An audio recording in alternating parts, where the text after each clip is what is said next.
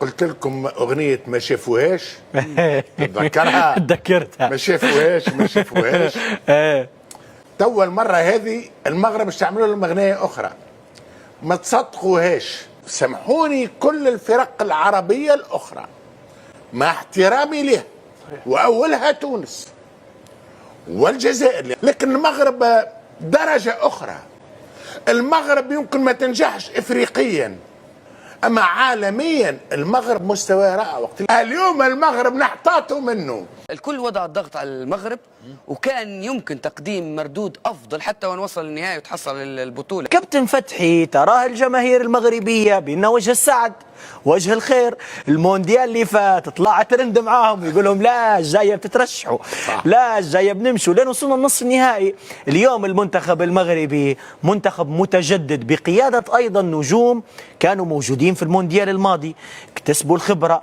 اليوم بونو أشرف حكيمي والكثير من الأسماء بقيادة محمد وهبي يروا بأن حان الوقت بالنسبة للمغاربة أن يكرروا على الأقل مشهد المونديال الماضي، وخلينا نقولوا أن عندهم الروح اللي تساعدهم على ذلك. تتذكر مونديال 22؟ ايه طبعا. وتتذكر قلت لكم أغنية ما شافوهاش؟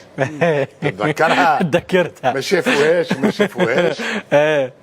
توا المرة هذه المغرب باش تعملوا لهم أغنية أخرى ما تصدقوهاش، لأنه المغرب الآن وبإجماع الناس اللي تفهم كورة، مش احنا مجاملات خاطرنا عرب.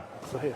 حتى في أوروبا حتى في أمريكا بيتحدثوا على المغرب وأنه من 8 منتخبات القوية في العالم، وهو حتى ترتيب الفيفا المغرب في المرتبة السابعة.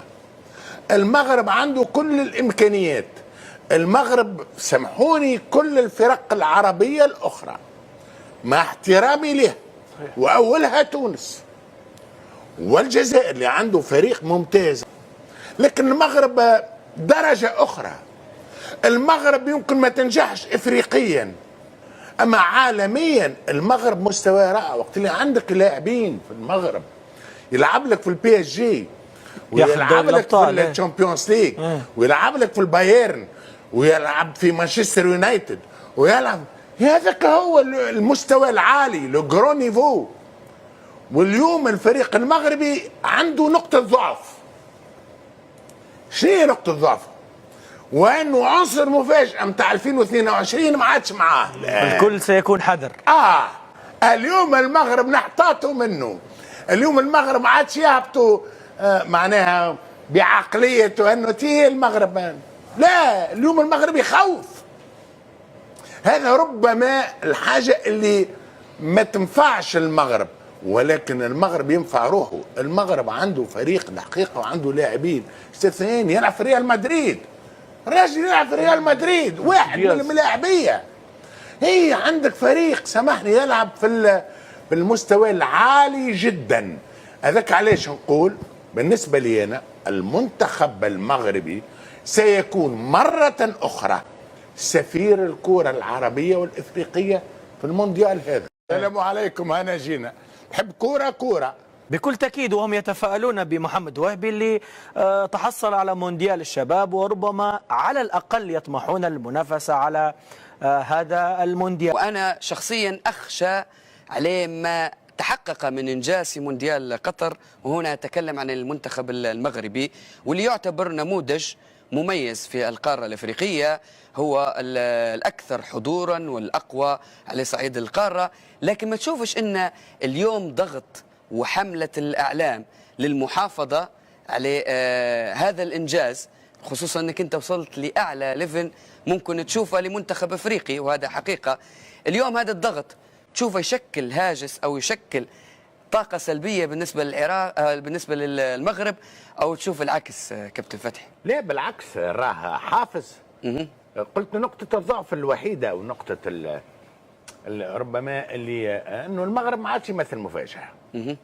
لأنه في 2022 حتى حد ما كان ينتظر المغرب. لا المغاربة ولا احنا ولا بطبيعة الحال العالم الغربي، لا اسبانيا ولا البرتغال، ولا حد ما كان ينتظر انه المغرب باش يوصل الى ذلك المستوى.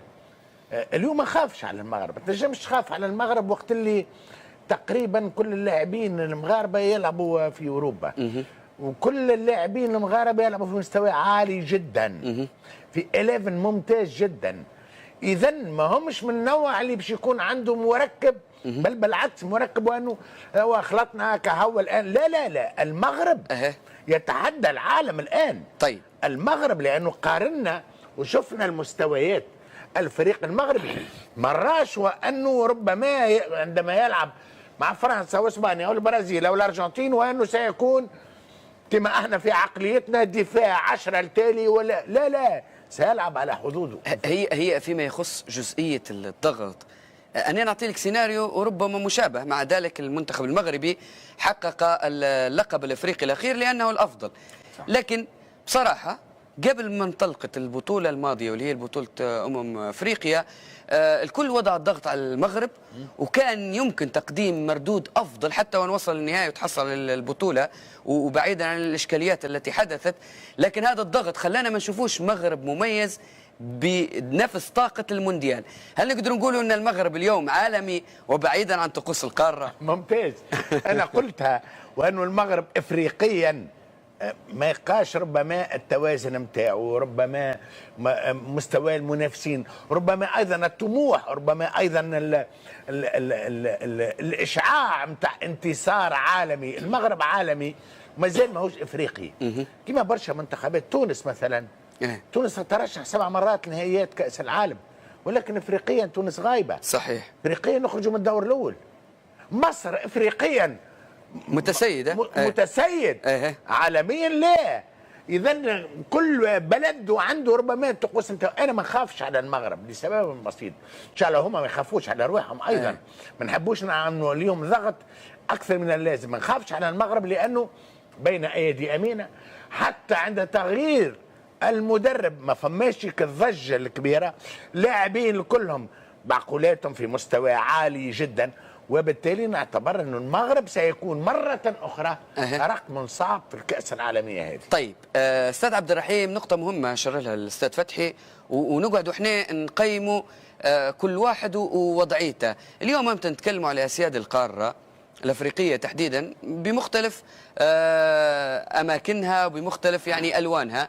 نلقوا أن المنتخب المصري هو المنتخب الأعلى رصيدا، الأكثر حضورا، المتسيد بالطول والعرض على أفريقيا حقيقة.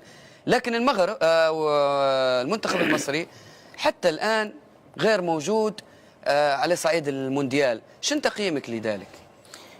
في نقطتين قبل ما نبدا نتكلم علينا. أو نتكلم على السيد توم. لما يتكلم عن الكرة الأفريقية، السيد توم مدرب أوروبي، تجد أن المنتخب المصري 3 دورات وفي 3 دورات ما سجلش فوز. صح.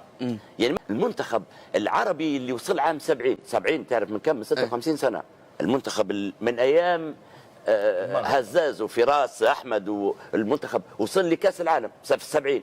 لكن لما جيت بات المغرب تلقى على الأقل مشاركته جميلة. إفريقيا حتى يعني لما نظم كأس إفريقيا صارت مشكلة نعرفوها كلها في النهاية، وكيف شنو صار الكاف شنو صار فيها.